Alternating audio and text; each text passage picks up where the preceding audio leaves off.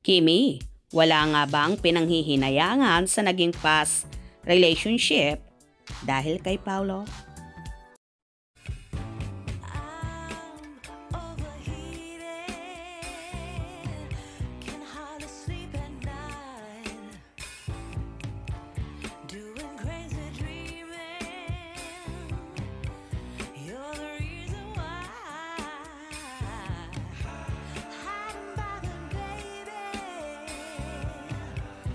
Halatang happy ang puso ngayon ni Kim Chiu matapos niyang ideklarang wala siyang pinanghihinayangan na tila may kinalaman sa past relationship niya.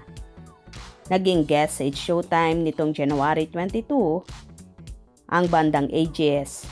Biniro ni Kim ang bestie niyang si Darren Espanto na magpasample ng AGS song. Pinapili naman si Darren ni Chang Ami Perez kung halik o basang-basa sa ulan ang bet niyang awitin.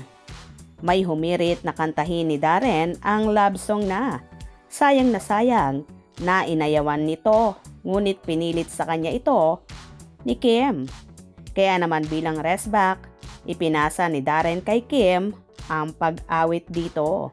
Ayoko, pa-cute namang sabi ni Kim. Sabay tawa. Hindi naman ako nasayangan. Hirit pa niya kasunod ang paghalakhak. Nagbiro pa si Kim ng sorry.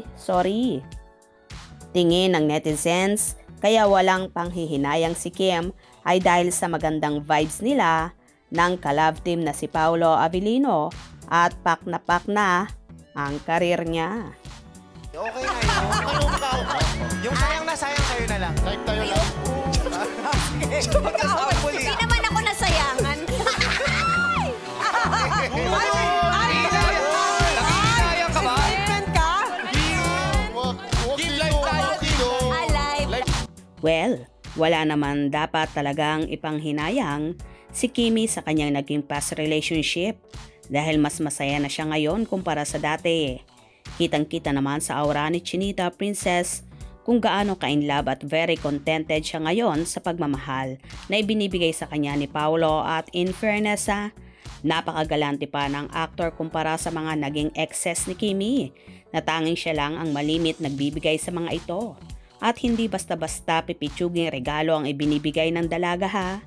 Puro mamahalin at ngayon nga ay baligtad na talaga dahil siya na ang pinaliliguan ni Paulo ng mga regalo. Kaya di dapat panghinayangan ni Chinita Princess ang kanyang nakaraan at wala rin namang kwenta yung ex niya, di ba? Kaya di dapat panghinayangan ang 12 years.